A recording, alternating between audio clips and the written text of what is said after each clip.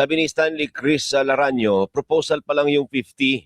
So proposal pa lang pala sa kasi naghahanap pa raw ng legal basis para ma-implement. Kapag siguro nag-declare daw ang presidente ng emergency situation, lahat may price control. Hindi ba yung nasa state of calamity pa tayo? Inaalala nyo isang taong deklarasyon ng presidente.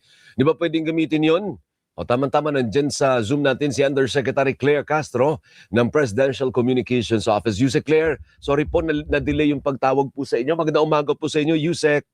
Yes, good morning, Alvin. Good morning sa lahat ng sumusubaybay sa inyong programa. Tama-tama po yung kinumento ko ngayon lang dahil ang presidente pala'y papunta ng Agora Market dyan sa San Juan, Yusek. Yes, oo. Magche-check ng presyo, ano po. Ngayon kasi ang presyo po, ang susunod na tataas dyan, yung presyo ng pangunahing bilihin, Yusek. Paano kayang discarding gagawin natin? Kagaya ng bigas, mahigit 50 pesos na po. Kahit sinasabi nila, dapat hanggang 50 lang ang magiging suggestion. Okay, kasi ganito, syempre, ang DTI kasi, si Secretary Chris Roque, ay nakikipag-usap sa ating mga manufacturers, especially ng mga basic products, no? Yung basic needs, necessities. At alam natin na meron naman silang pag-uusap at hindi sila magtataas ng presyo. Opo. Pero, oo. Yes, sige. oo. Kasi wala kasi tayong price freeze ngayon eh. Wala namang ibinibigay na order ang Pangulo patungkol dyan dahil nga nakakapag-usap pa ang DTI at ang mga stakeholders. So yun sa ngayon. Pero kung susuway yung iba sa ngayon, tignan natin kung meron silang maaaring malabag na panukala or batas na maaari silang masampahan ng kaso. Sa ngayon, nakikipag-usap si Secretary Chris Roque.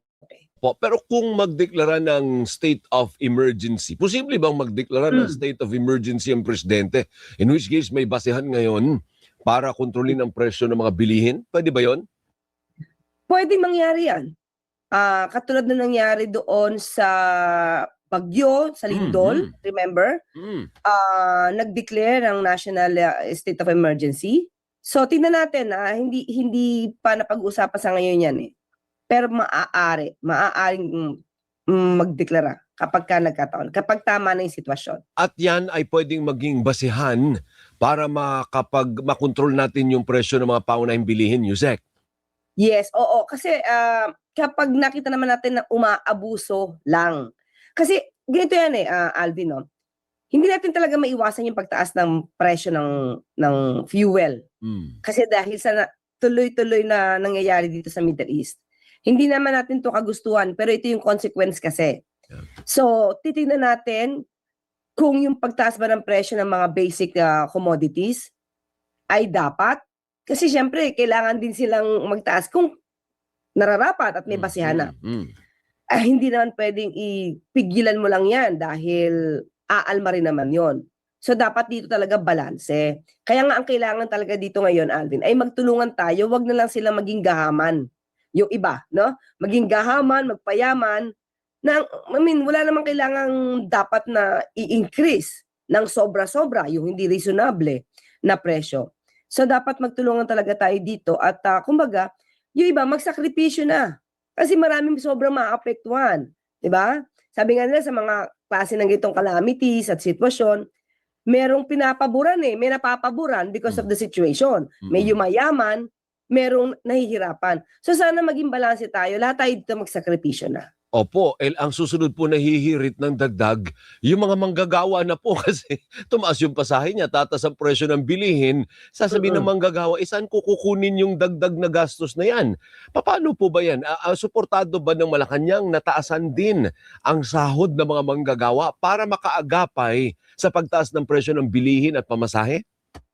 Hindi pa yan na pag-uusapan, kaya ngayon ang pinakamabilis na pwedeng gawin ng Pangulo at ng administrasyon na ito ay magbigay agad-agad ng ayuda at sinisimulan na ito. Kasi kahit papano makaagapay doon sa pagtaas ng presyo ng gasolina, ng fuel. Kaya kung may mga fuel subsidy kayo matatanggap, doon nyo gamitin ha. Kasi baka pag binigyan kayo ng ayuda, gamitin nyo pang riba ng muk nyo. Huwag nyo gamitin yan. Pangsugal. Diba? Kung binibigyan kayo ng pang-ayuda ngayon, kumbaga, itong perang to, gamitin nyo sa tama. Gamitin niyo sa pagkain niyo, kung kaya niyo na palaguin pa 'to, kunyari bigla kayo nagnegosyo sa halagang na kapital na let's say lang, yun ang pinili nila, para mas umunlad yung perang ibibigay sa inyo kahit maliit lang. Kaya sabihin ng iba, 5,000 lang yan. Pero Alvin, ang 5,000 na ibibigay nating ayuda, 'pag sinuma mo yan, hindi biro ang presyo niyan, hindi biro ang halaga niyan para sa gobyerno. So kumbaga, pagtulong-tulungan natin lahat. Opo. Papaano naman tayo? Tayong mga nasa ikaw, siguro naman hindi ka pa naman sobrang yaman, di ba? Hindi Pare-pareho tayo, naman. pare-pareho tayo nasa gitna. Mm. Papaano naman tayo? Nasaan yung ayuda natin galing sa gobyerno, Yusek? Pinag-iisipan din 'yan, 'no, pinag-iisipan niya. Kaya nga itong excise tax, ito nga sabi nila, 'di ba? Kapagka na-reduce ang excise tax, sabi niya, pati yung mga may kaya sa buhay, makikinabang diyan. Sabi niya parang hindi yata tama kasi parang makikinabang din yung mga may kaya. Pero lahat tayo dito, pantay-pantay na, wala na tayong tinitignan dito mayaman, mahirap, Kung ano ikakagaan ng ng puwedeng ibigay ng pangulo, mayaman, mahirap, dapat, kumbaga, i-appreciate na natin kasi hindi puwedeng mamili tayo ngayon dito, dapat mahirap lang yung tulungan. Hindi, pati yung mga middle class, pati yung mga nakakaangat sa buhay, kailangan din naman nila ng tulong sa gobyerno. Maybe indirectly, hindi yung perang ibibigay sa'yo, pero ano yung maidudulot ng pagbaba ng presyo dahil sa pag-reduce ng excise tax? Lahat Oo, tayo dito makikinabang.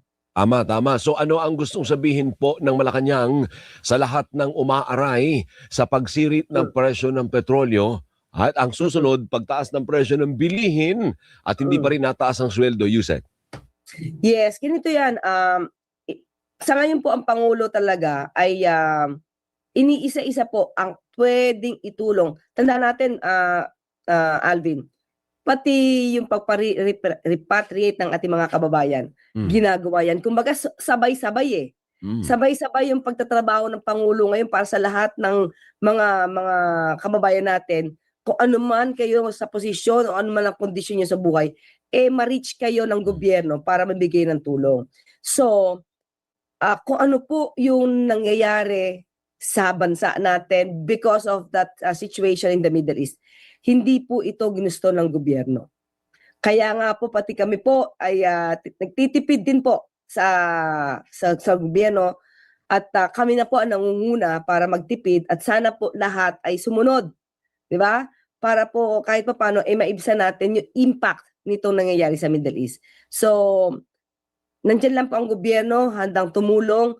Kung meron po ng aabuso, isumbong niyo lang po sa amin kasi para po ito matugunan. Hindi po kasi lahat makikita natin 'yan, So kayo na po mga kababayan natin, kung may nakikita po kayo umaabuso sa pagtaas ng presyo, sa pag-hoard, profiteering, isumbong niyo po agad sa amin. Kasi hindi po kami mangingimi ng sampanya ng kaso.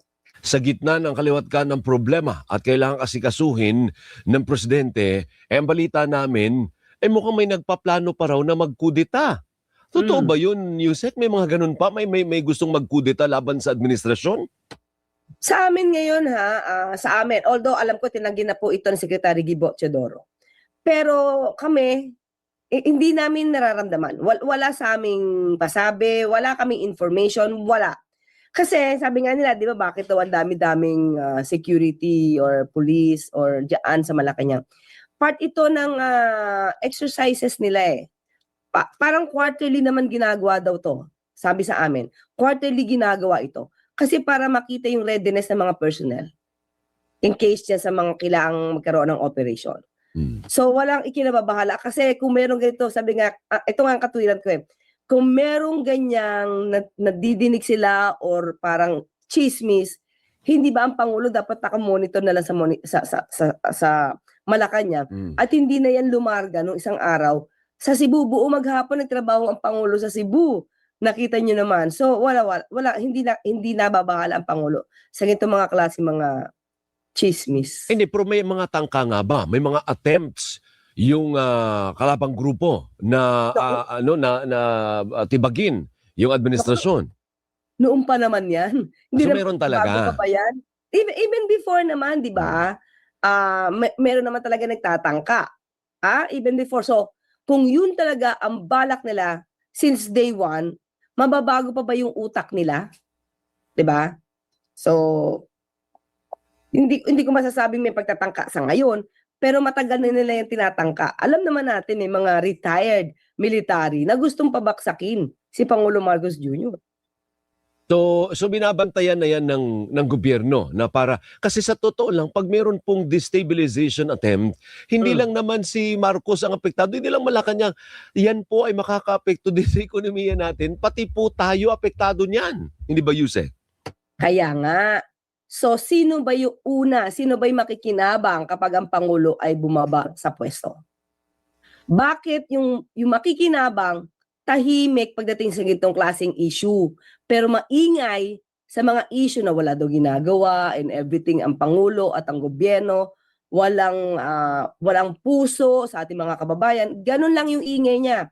Pero patungkol sa mga issue ng destabilization, tahimik siya. Bakit? Makikinabang siya eh. Kumbaga banat ng banat lang. Banat ng banat, gusto niyang ang tao magalit sa Pangulo sa pagsasabing walang ginagawa ang Pangulo. 'Di ba? Yun yung balak talaga nila.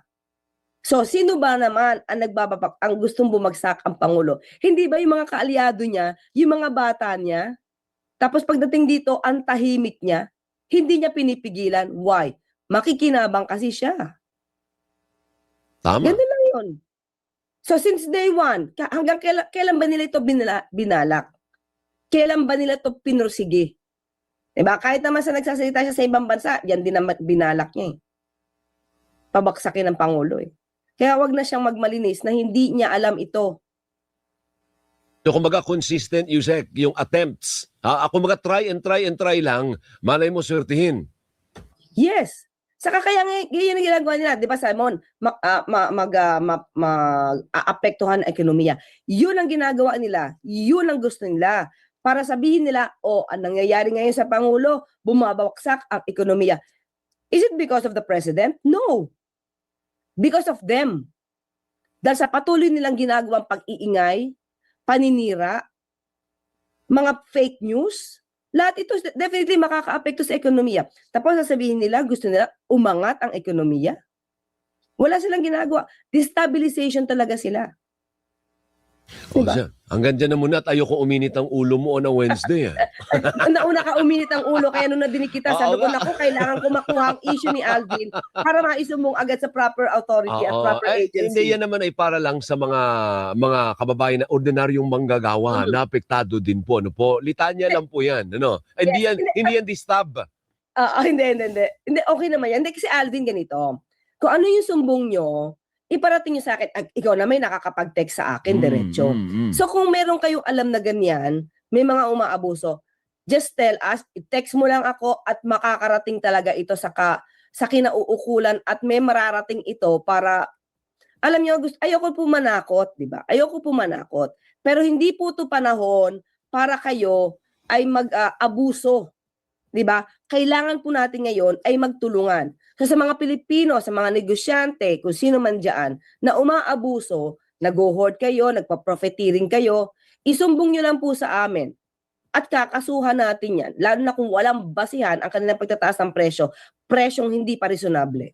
Kawawa po yung ating mga kababayan. Kailangan po natin magtulungan.